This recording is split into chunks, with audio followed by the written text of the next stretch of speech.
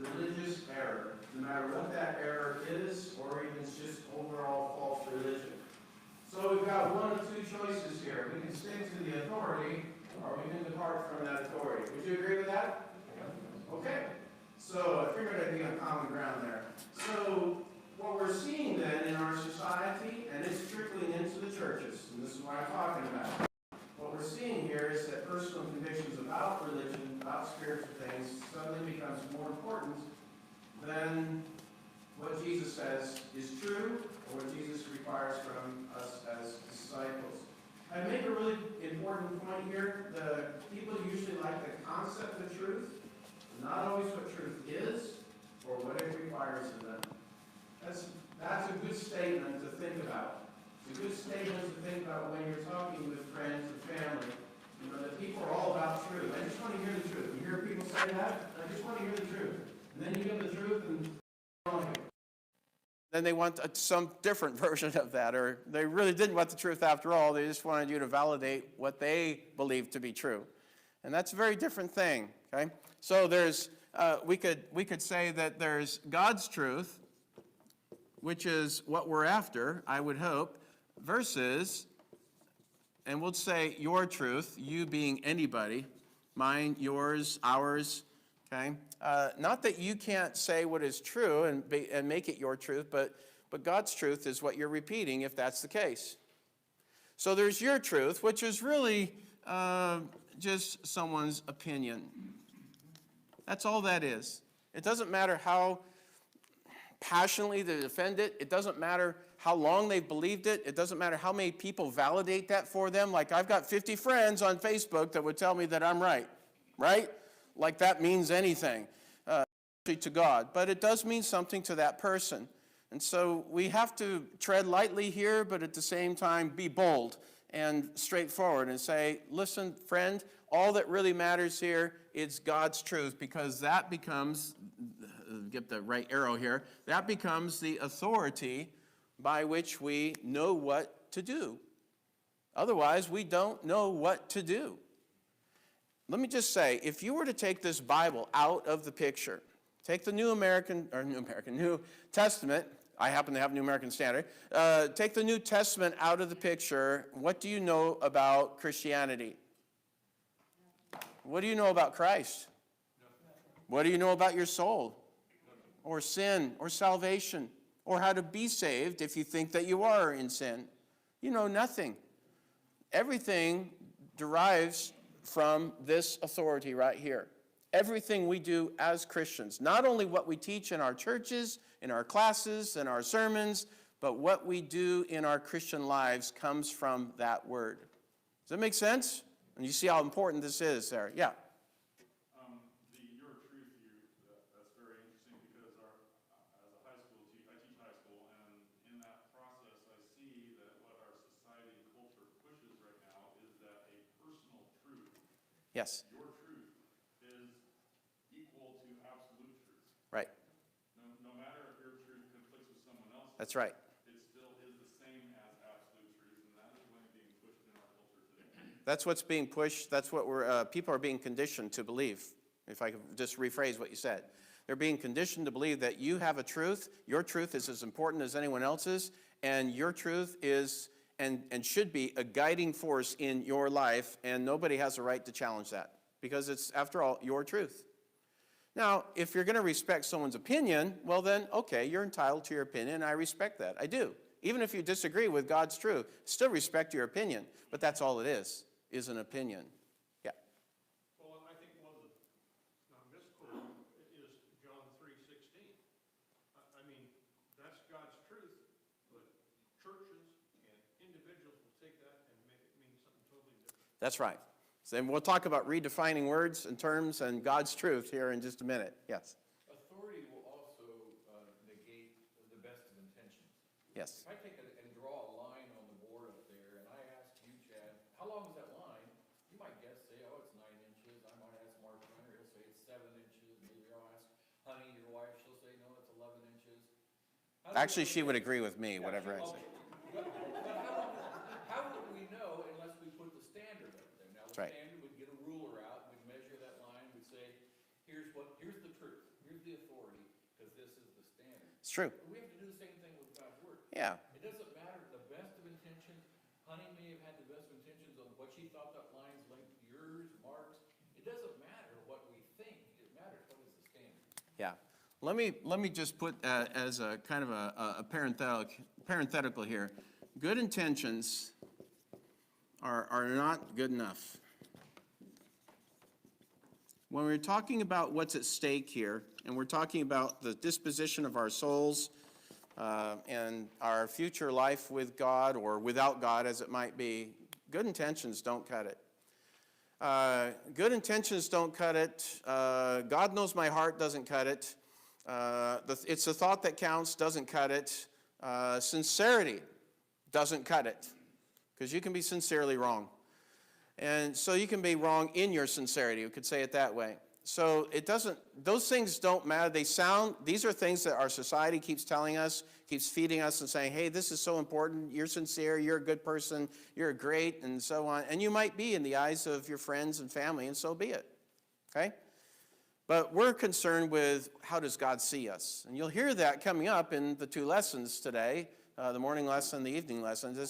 It's not about what you think is true or what you think is important. It's about what is true and what is important. Not what you think is, but what is. You see the difference there? Yes, ma'am. So you're saying our standard of good is not God's standard of good? Our standard is, okay, say it again. Our standard, the world's standard of good is not the same as God's standard. Yeah, well, wherever it departs from that, it's not good. If the world were to say whatever God said, then we're okay with that. But that's not what we're seeing here. So whenever we see a departure, then we lead to error. We lead to mistakes and misconclusions there. Yes? 1 Corinthians 1:10, to all be thinking the same thing and the same judgment. That's right. All be of the same mind, the same judgment. That requires something, though. Can't be doing that if we don't have a standard. Okay? All right. Let's get to our questions. Suppose someone says, I know the Bible talks about keeping God's commandments, but to me, as long as a person's heart and their heart is right and their intentions are good, God is happy. Is God happy under those circumstances? No. It depends. Right? And what does it depend upon?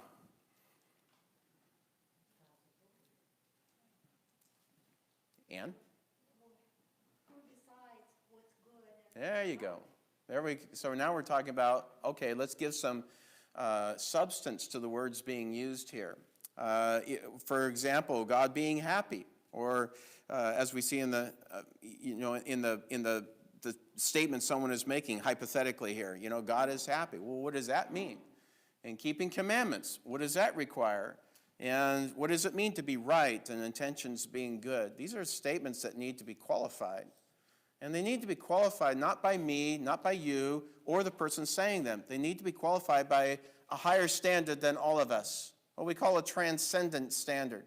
It transcends us, and it's one that we appeal to all the time, whether we realize it or not. C.S. Lewis talks about this. If anyone's read the book Mere Christianity, he talks about this concept, and he's dead on with it. He's spot on. If you're British, it's spot on, right? So what he's saying is that we are constantly appealing to what is fair, what is right, what is just, and we're actually appealing to something higher than ourselves.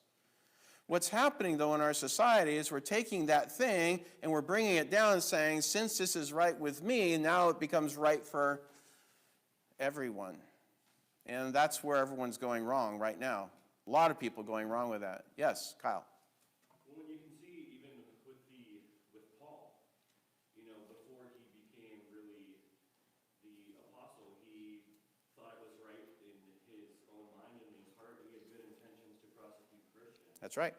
Until he started to really look at the truth and follow Jesus, is when things changed. That's right. So he thought he was right. Great intentions, as far as he is concerned, good actions, right? Lawful, as far as he understood the law to be, and so on. We could go right down the row and show everything that he thought he was doing was good, and it was all wrong. Because he missed the point. He missed the biggest thing of all right here. He missed that.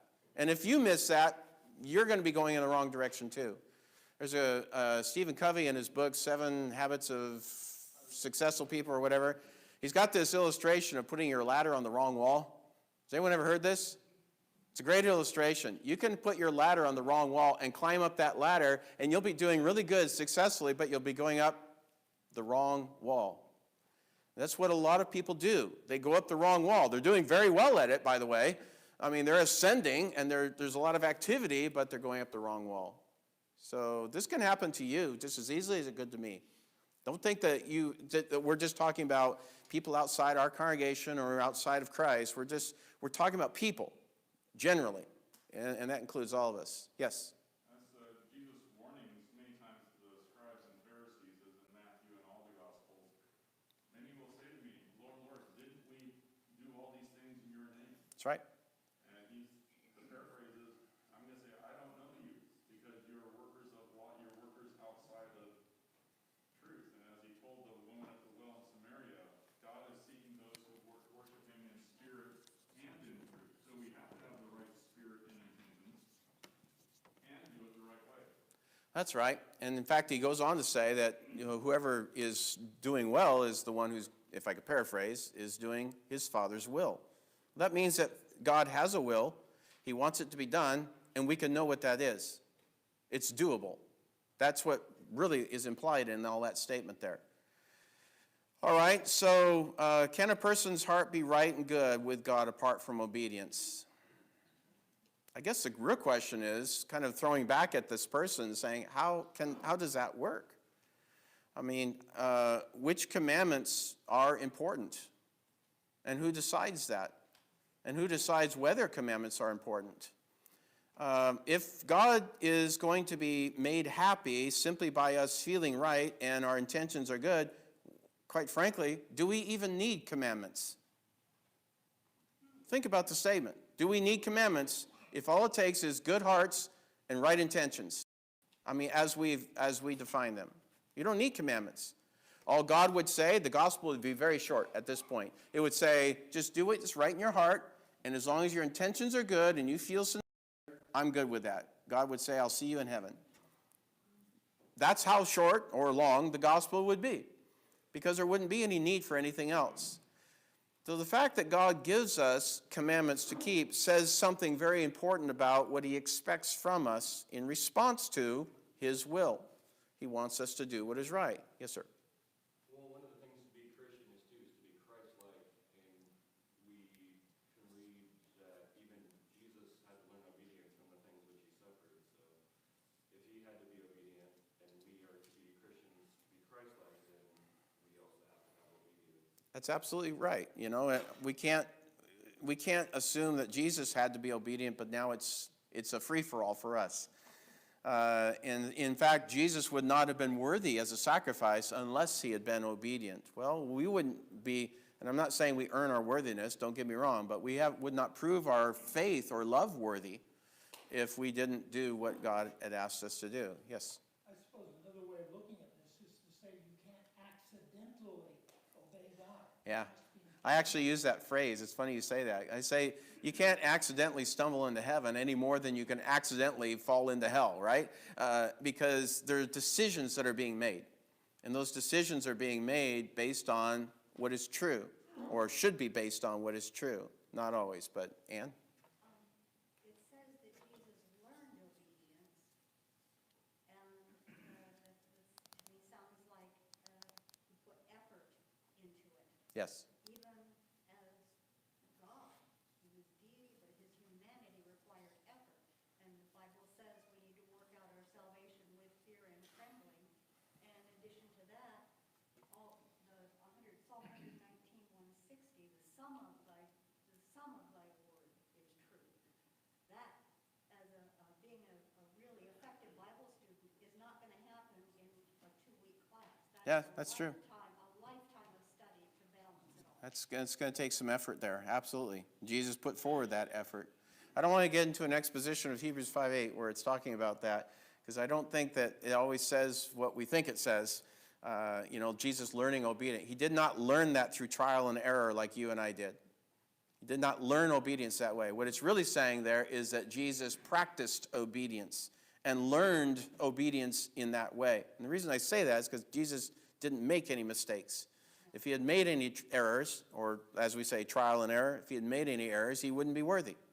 But he did learn obedience, and what it means there then is that he did know his Father's will, and he, as you said, did everything in his power to honor that will. Even says in John 8:29 is a good example of that. John 8:29, Jesus says, I always do the things that are pleasing to him. And so that is not just what he did, it also gives a mindset that we should have as well if we're going to conform to him. There's a mindset there. I always do the things that are pleasing to him. I have to know what it is that I'm to do, and there has to be an authority that establishes that, and then I need to respond to that authority as well. Yes, sir. This is not a new concept. It is not. Samuel 15, King Saul was supposed to slay everybody, slay all the sheep, and Samuel shows up and he says, what's the bleating of the sheep right here? Yep. And, the words we all remember, has the Lord a great delight in burnt offering and sacrifice as in obeying the voice of the Lord. And then later he says, you have rejected the word of the Lord. Yeah. So there's a departure, that rejection. I mean, there's the authority. You're told what to do, and then you departed from it. And that leads to what? Error. You can call it religious error if you want to, but it's error. It's a departure. Look at part B of the question. Can a person decide, independent of, even in contradiction to God's revealed word, what pleases him? It's a very good question. I have people all the time in the world saying in so many words, I know what pleases God. They don't say it that way, but they do say it in so many words. In other words, this is what makes God happy. Or they try to define God like, well, a loving God would do this or do that. Or loving God wouldn't do this or that. And so they somehow intuitively, inherently, even, supernaturally know what pleases God apart from what God said. The only way I know what pleases God is to do what? Is to listen to what God said pleases him, right? You shall know the truth, and the truth shall set you free. John 8, chapter 8, verse 32. Well, if I don't know what the truth is, how can I be set free? How can I please God by obeying a truth that I don't know? I can't be sitting in the position where I'm telling God what pleases him, or what honors him, or how he is to be worshiped, or how my actions are good despite what he says. I can't be in that position because now I'm not treating God as higher than myself. I'm treating myself as either on par with or maybe even a little greater than God because I'm in a position to tell this God what pleases him. You see the problem there? I'm telling you this so that you have something to work with when you're talking with people that say things like, well, this is what I'm doing and I know it pleases God. 2 questions you can ask to that. Where'd you get that from? And who told you that? 2 super easy questions. I ask them all the time in so many words. Where'd you get that from? That's interesting. And who told you that? Because people... I don't want to sound derogatory here, but people aren't smart enough usually to come up with their own conclusions. Right? People regurgitate what they've been told or what they've been conditioned to believe. Now, that can happen to you just as easily as it can happen to me or anyone else. But if it's the truth that we're being conditioned by, then hopefully that's what's going to come out. We're no longer saying what we believe or what you believe, because honestly, that doesn't matter. It doesn't matter what you believe or I believe. What matters is what is true, what is right, and what God says is true and right. Yes, sir. Kyle? Well, John 14:15 says simply, if you love me, you will keep my commandments. That's right. You think that would be kind of a final say on the whole matter, right? But it's not. And that's what's sad. Is there someone over here that keep missing? Okay. So how are we, and really it comes down to authority. What kind of authority do we have to tell God what pleases him? Especially when he's already told us what pleases him. If he hadn't said, then we could say so, right? If God had said, hey, you know what? I just want you all to be good people. And then he never told us what good looked like. And we're all scratching our head going, what does good look like to you? Someone says, I think it looks like this. I say, well, I think it looks like this. It really doesn't matter because now it's just a matter of our truth, which is our opinion. We decide. But if God has said so, Now we're dealing with God's truth, and now we're either in conformity with that truth or we're running against it. We're in contradiction to it. Does that make sense? Suppose someone sums up Christianity by saying, this is what the gospel means to me. And I emphasize to me because that's the whole point of this question. Which is more important, what the gospel means to any person or what it means to God?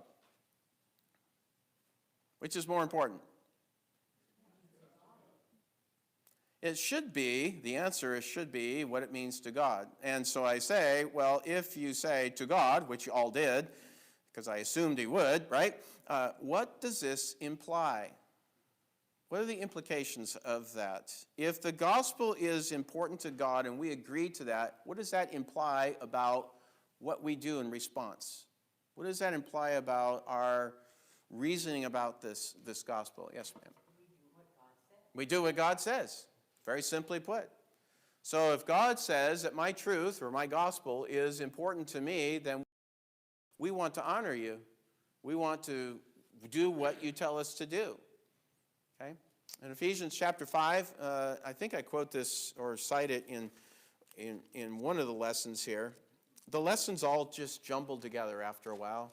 I'm not saying that I am unaware of what's being said. It's just I can't remember in which lesson it was said. All right? So in Ephesians 5, verse 15, Paul says, therefore be careful how you walk, not as unwise men, but as wise, making the most of your time. Verse 17 is what I'm after. So then do not be foolish, but understand what the will of the Lord is. Which tells me the Lord has a will. I can understand it, and I'm expected to follow it. I get that out of that verse, at least. I mean, just face value. There's a will. It's understandable. It's followable, right? I know followable is not a word, but the advantage I have in this position is I get to make up words, and you all go, okay. And everyone's adding those to their online dictionary. So we can do that. We can follow this word because it is doable, and we can understand it. And that's a good thing. Imagine if God didn't give us a word to understand. Now we're all swimming in the dark, so to speak. We don't know what to do. Yeah. Well, and then following that, that's what Paul wrote to Timothy, to study, to show himself a workman who does not need to be ashamed, rightly dividing, rightly handling that word of truth. That's a good verse there, 2 Timothy 2:15, that we have a responsibility to rightly divide. That's the King James Version, or just simply, to handle accurately the word of truth, to handle it accurately. Well, you can't handle truth accurately if you don't know what to do with truth in the first place. And you can't do anything with truth if you don't know what the truth is. So there's some things, sequentially, there's some things that have to be in place, first of all, before we can get to that point. There has to be a truth, it has to be knowable, it has to be doable, and then we have received that truth, and then we're responsible to handle it accurately.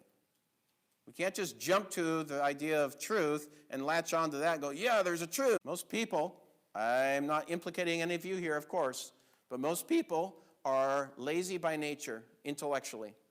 They're intellectually lazy by nature, and they take, and you'll hear this come up in lesson 2, I'm sure, take the path of least resistance. Just like water and electricity. They take the path of least resistance. We should not be that kind of people. Even though that is human nature, that is not Christian nature. Christian nature seeks the path of most importance. Not least importance, but most importance. Or not least effort, but really the greater effort. And we are concerned with greater things than the world is. Make sense? Yes.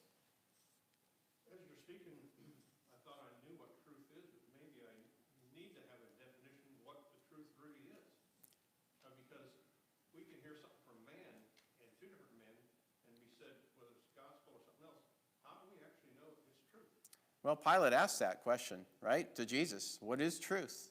When Jesus says, people will hear my truth and they'll follow my voice. And then Pilate says, what is truth? And Jesus didn't answer him. So I'm not going to either. No, that would have been ducking the question entirely. I think for the sake of this class, we can say what we've already said, that we know the will of the Lord is God's truth.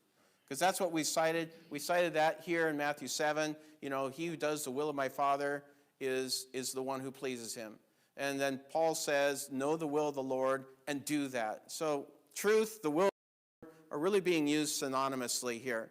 If we know what the will of the Lord is, that's the truth. And if we know the truth, that's the will of the Lord.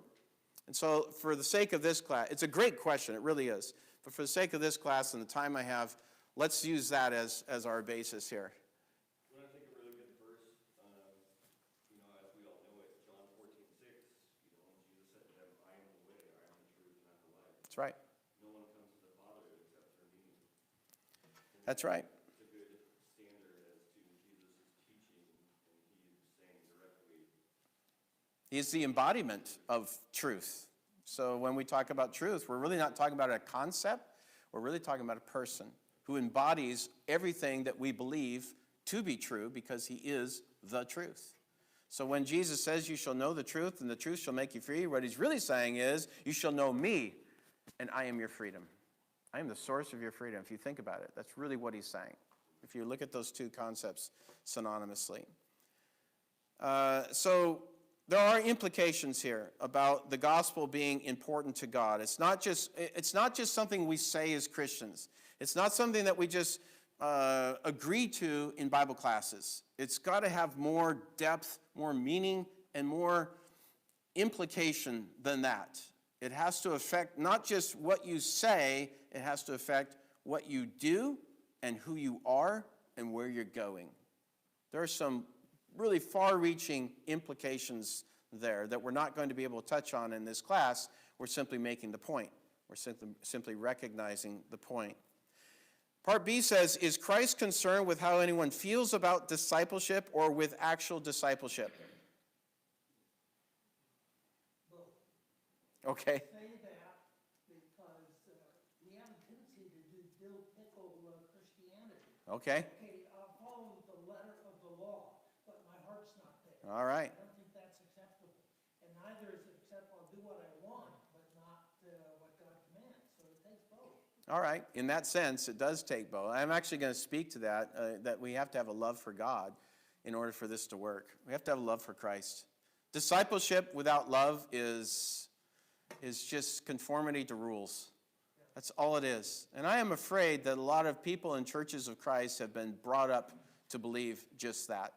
We conform to rules. We know all the right scriptures to go to. We can cite all the right passages. We believe in baptism. We're a cappella, right? And so we're on top of everyone else as far as knowledge and almost a smug superiority. But really what we produce with that is just a bunch of rule followers. Where's the love for Christ? There has to be an adoration for our master, not just a obligatory obedience. There has to be a love for him. So that's all included in discipleship. Would you agree? Okay. So when Jesus said, turn to Matthew 16:24, for example.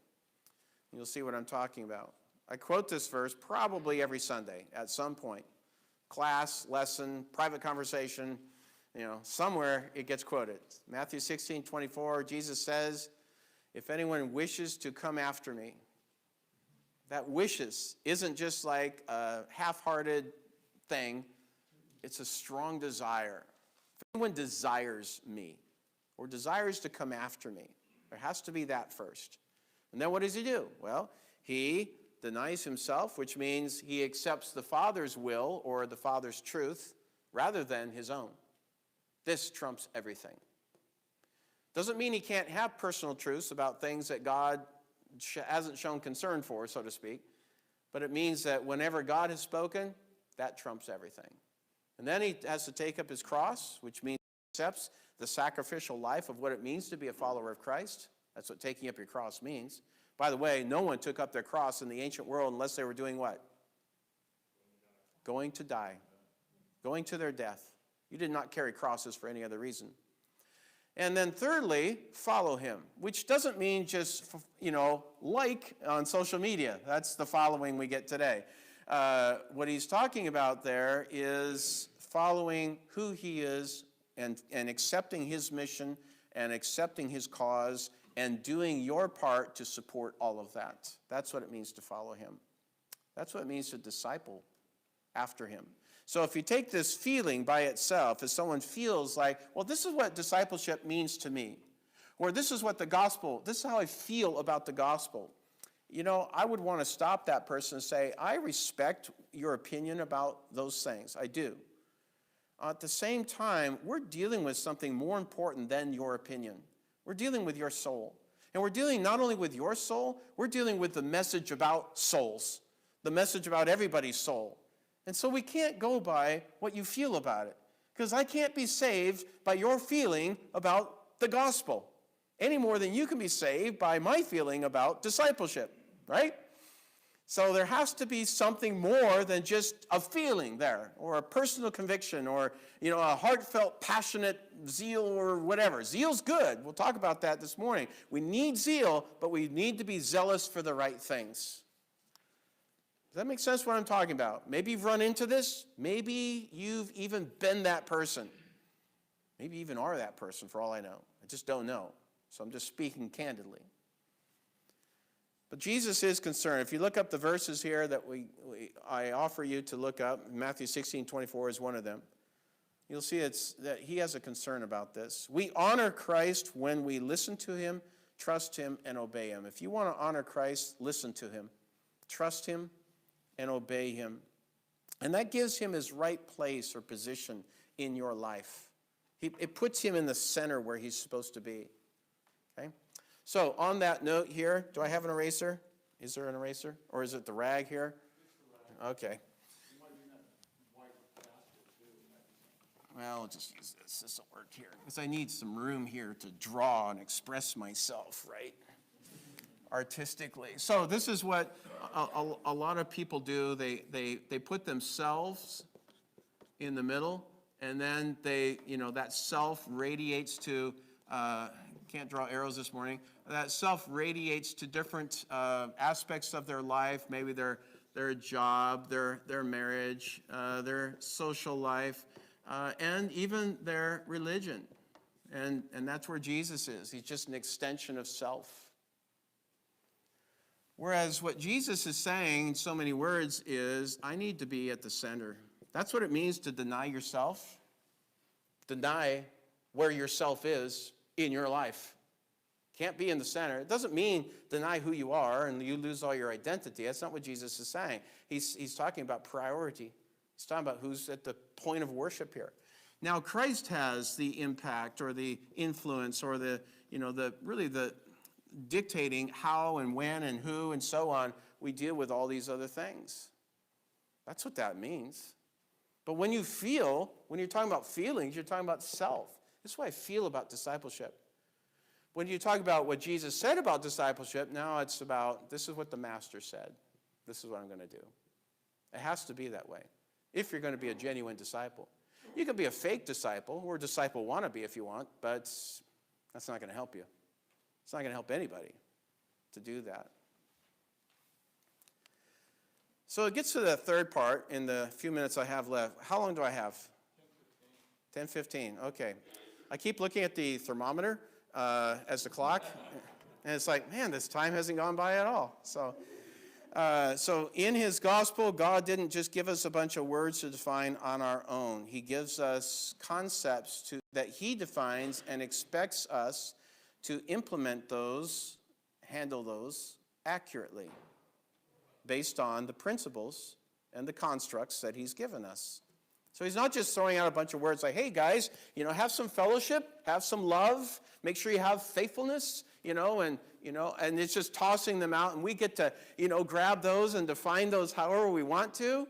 That's not what this is. That's never what it's been. That's what it's becoming, honestly, in a lot of churches. But that's not what he means. Look at the question 3. If you apply your own definition to biblical words, in other words, truths that God has told you, has defined for you, is this a valid method of interpretation, or are you actually redefining the gospel itself? You are redefining. So if you change the words for discipleship, you have no authority to do this, of course, because it comes back to authority. If you change the word for discipleship to conform to what you think discipleship to Jesus means, are you actually a disciple of Christ? You are not. You can think you are. You can feel in your heart you are. All your friends can pat you on the back and say you are.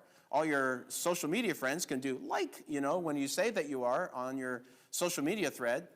But the fact is, you're not. And the only way that you can be is to conform to the master. Because remember, discipling is all about being the pupil or the student to a master.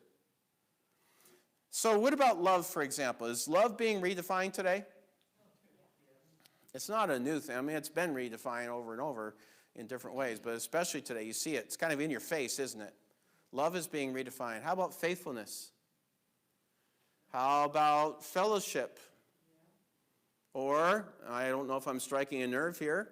I would be in my congregation. How about assembly? Or, people are doing the virtual assembly now and saying, oh, it's just as good. And it's like, okay, well, let's see in the Bible how just as good that is. It just doesn't work. It doesn't work. I understand extreme situations and so on, but as a regular practice or anything like that, it just doesn't work. Defended. Nobody has defended it except based on feelings. And feelings aren't good enough, okay? So how about membership, church membership? Is that being redefined? Better believe it is, okay? So we have these concepts, these words, these teachings that are required in order for discipleship to function correctly. And now we're seeing redefinitions, which are not just mere interpretations, as we've already agreed. To change the definition of words that God uses from the definitions that he's approved of, to change those into ours is not reinterpreting or interpretation at all. It is redefining altogether. And then we end up with, not surprisingly, a different gospel. We end up with churches that don't look like first century churches. We end up with Christians who don't look like Christians taught by apostles. We end up with churches doing things that we never have permission to acknowledge or to approve from the scriptures, from the New Testament pattern. All right, I've got 30 seconds. Go ahead. It's got to be the most important point this morning. I think a good verse for that would be Proverbs 3, 5, and 6. Trust Oh. in the Lord with all your heart, and do not lean on your own understanding. In all your ways acknowledge him, and you'll make your paths. That is a good verse. And that does kind of sum up what we're after here. What should we be seeking? Don't lean on your own heart, your own understanding, your own self. You're not in the position to save yourself. If you were, you wouldn't need Christ or his gospel. So let's depend on salvation, because we are the ones in need of salvation. Let's depend upon him. Thank you so much, all of you who participated. It was very enjoyable, at least from my perspective. I hope that we all gained at least a better understanding of what we've been talking about here. All right? Thank you so much.